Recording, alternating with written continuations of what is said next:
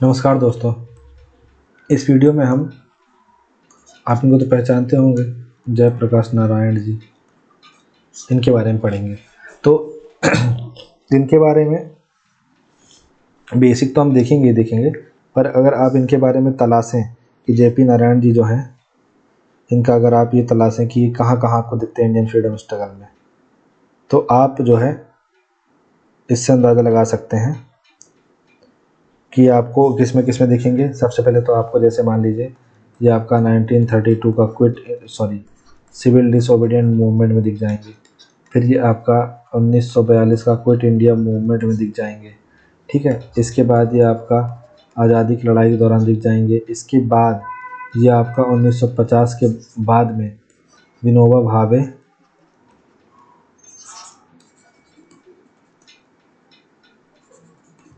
भावे जी के साथ भूदान आंदोलन में दिख जाएंगे।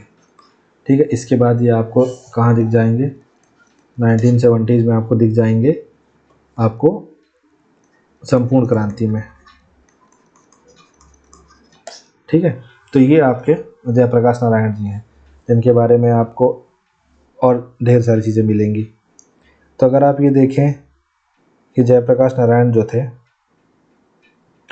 वो प्रसिद्ध भारतीय क्रांतिकारी, समाजवादी विचारक और राजनेता थे। ठीक, उसके बाद अगर आप देखेंगे कि जयप्रकाश नारायण जो थे उनका जन्म 11 अक्टूबर 1902 को बिहार में हुआ। उन्होंने अपनी प्रारंभिक शिक्षा जो है वो बिहार में ही की और बाद में हायर एजुकेशन के लिए अमेरिका गए। इनकी पत्नी का नाम प्रभावती था और अपनी पत्नी को उन्होंने साबरमती आश्रम में छोड़ा और फिर ये चले गए कहाँ 1920 के आसपास ये चले गए अमेरिका। वहाँ उन्होंने यूनिवर्सिटी ऑफ कैलिफोर्निया, बार्कले और फिर यूनिवर्सिटी ऑफ लोवा में अध्ययन किया, जहाँ उन्होंने मार्क्सिज्म, सोशलिज्म और पॉलिटिकल साइंस का गहरा अध्ययन किया। फिर जेपी नारायण ने अपना जीवन क्या किया, पूरा भारतीय स्वतंत्रता संग्राम के लिए समर्पित कर दिया।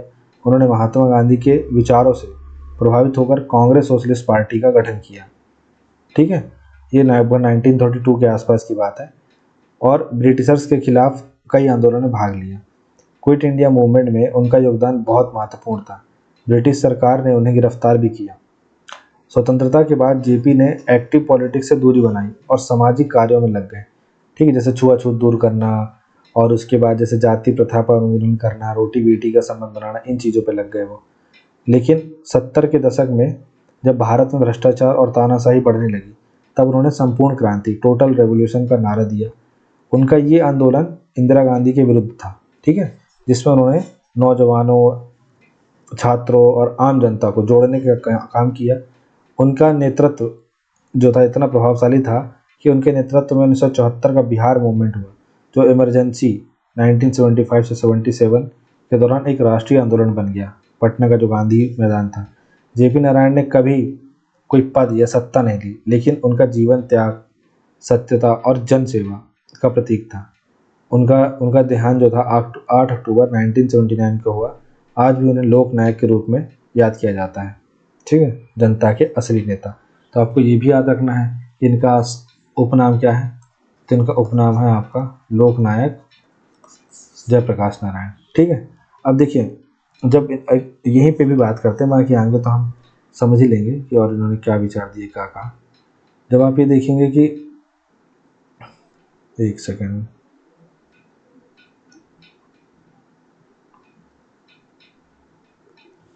जब अगर हम ये देखते हैं कि इन्होंने कुछ अपने जिन्होंने संपूर्ण क्रांति का आह्वान किया, तो भाई ऐसी क्या वजह थी कि इन्होंने संपूर्ण क्रांति का आह्वान करना पड़ गया। तो संपूर्ण क्रांति का आइडिया जयप्रकाश नारायण ने 1974 में दिया। ठीक है, कब दिया, 1974 में आइडिया दिया इसका।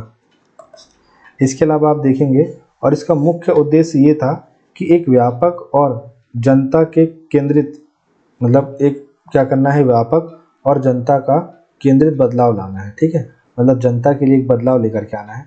और इस आंदोलन के पीछे कुछ मुख्य कारण था, जैसे कि आप देखिए, भ्रष्टाचार का विस्तार, बहुत ज़्यादा भ्रष्टाचार फैला हुआ था। ठीक है, जैसे अगर आप पाएंगे कि सरकारी तंत्र में तेज गति से बढ़ता भ्रष्टाचार जेपी का आंदोलन का मुख्य मुद्दा था।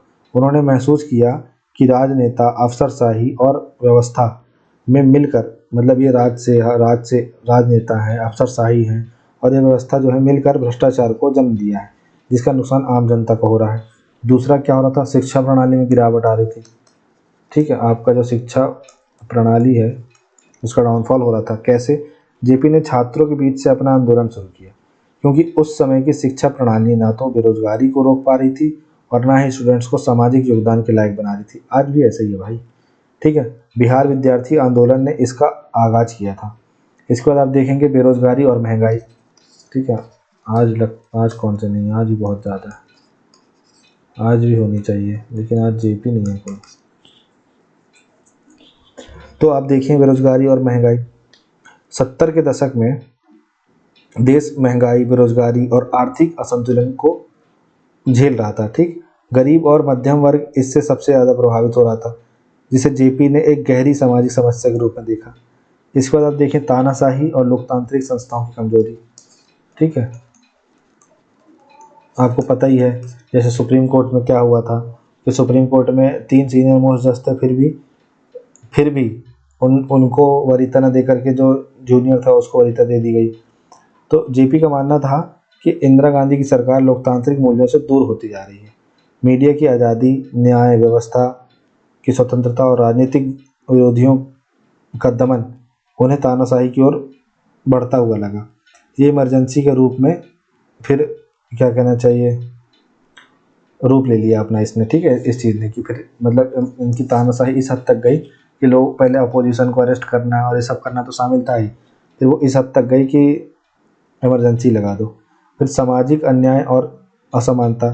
जेपी ने देखा कि समाज में जाति, वर्ग और लिंग के आधार पर गहरी असमानता है। उन्होंने चाहा कि एक ऐसी क्रांति हो जो सामाजिक न्याय, बराबरी और इंसाफ की बुनियाद पर नया भारत बनाए। ठीक, अब जेपी का दृष्टिकोण ये है कि हम एक ऐसी क्रांति चाहते हैं जो व्यक्ति के विकास से लेकर देश के पुनर्निर्माणों तक हो। कहाँ तक हो? व्यक्ति के विकास से लेकर देश के पुनर्निर्माण तक हो। सामाजिक, आर्थिक, शैक्षिक, नैतिक, सांस्कृतिक क्षेत्रों में एक साथ परिवर्तन लाए। ठीक है, और किस किस क्षेत्र में परिवर्तन लाए? Social, educational. ठीक है, इसके अलावा आपका इकोनॉमिकल, इसके बाद नैतिक, इसके बाद सांस्कृतिक, इसके बाद आध्यात्मिक। ठीक है, एटसेट्रा क्षेत्र में परिवर्तन लाए। इसलिए उन्होंने इसे संपूर्ण क्रांति का नाम दिया, एक पूर्ण और जनता के लिए, जनता के द्वारा लाई गई क्रांति। ठीक है, तो ये हम संपूर्ण क्रांति के बारे में हमने यहाँ पे समझा। अब आगे हम देखते हैं। लोहिया जी ने कुछ बुक्स लिखी थी भाई, सॉरी, जय जय जय लोकनाथ जयप्रकाश नारायण जी ने कुछ बुक लिखी थी, टुवर्ड स्ट्रगल, प्रिजन डायरी। ठीक, a plea for reconstruction of Indian polity, socialism, Sarvodaya, democracy, from socialism to Sarvodaya, the quest for socialism, democracy and the total revolution. तो ये आपको याद रखना है और आप समझ गए होंगे कि इंट्रो में क्या लिखना है। ठीक है, जयप्रकाश नारायण जिन्हें लोक नायक के नाम से जाना जाता है, वे भारत के स्वतंत्रता संग्राम, महान स्वतंत्रता संग्राम सेनानी। उन्होंने भारत छोड़ो आंदोलन में भाग लिया, उसके बाद भूदान आंदोलन में विनोबा भावे के साथ जुड़े रहे, गांधीवादी विचारक, समाजवादी चिंतक। ठीक है, ये तमाम चीज़ें लिखने के बाद हमें फिर ये लिखना है कि जो लोहिया थे, तो इस तरीके से हम उनका इंट्रो जो है कंक्लूड करेंगे कि आज़ादी के पहले और आज़ादी के बाद भी वो देश की वृद्धि में, समृद्धि में साथ खड़े रहे। बुक्स हमने देख ली। इसके बाद हमें जयप्रकाश नारायण जी की क्या कवर करना है, इस हमें कवर करना है इसमें कि इन्होंने जो लोकतंत्र, जो इनके पॉलिटिकल थॉट्स हैं उनके बारे में हमें कमेंट यहाँ पे पढ़ना है। ठीक, पॉलिटिकल थॉट्स। तो तो हम लोकनायक जयप्रकाश नारायण जी के पॉलिटिकल थॉट्स को यहाँ पे पढ़ेंगे, ठीक है। तो लोकतांत्रिक समाजवाद की भी बात कर रहे हैं, नेहरू भी बात कर रहे हैं, लोहिया भी बात कर रहे हैं। अमेरिका में अपनी शिक्षा के दौरान मार्क्सवादी विचारधाराओं से प्रभावित जेपी का दृष्टिकोण समय के साथ विकसित हुआ।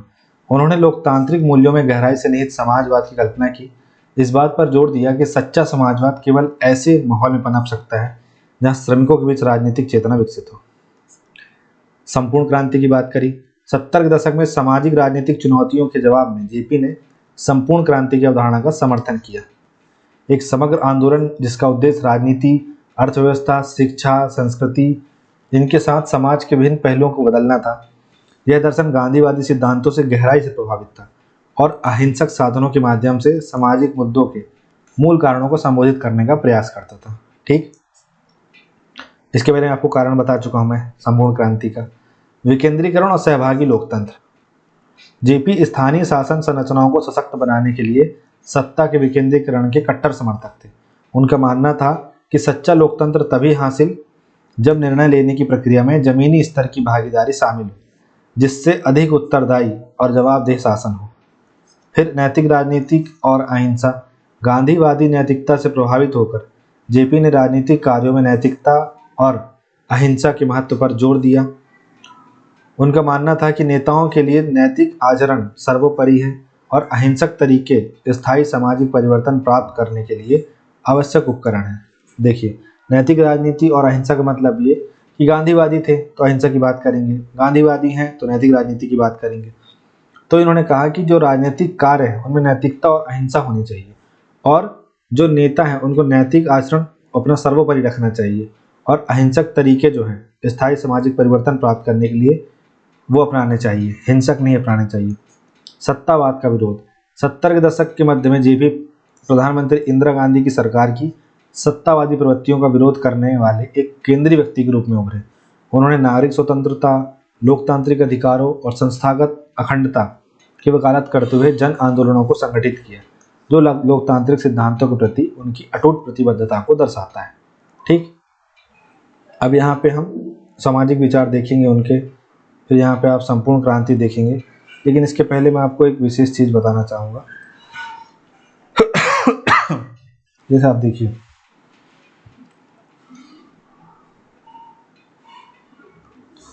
जैसे कि अगर आप देखें कि जो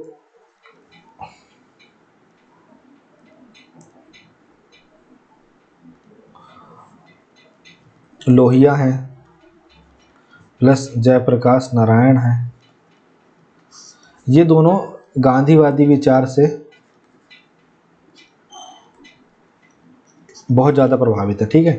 तो इनकी आइडियोलॉजी में आपको गांधी जी मिलेंगे ही मिलेंगे। जैसे देखिए, ये समाज में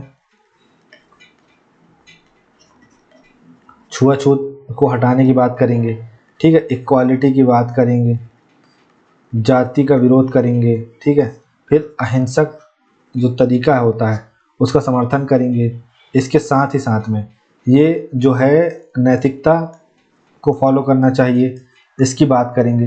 तो आप देखिए, इनके विचारों में आपको गांधी जी हर जगह दिखेंगे।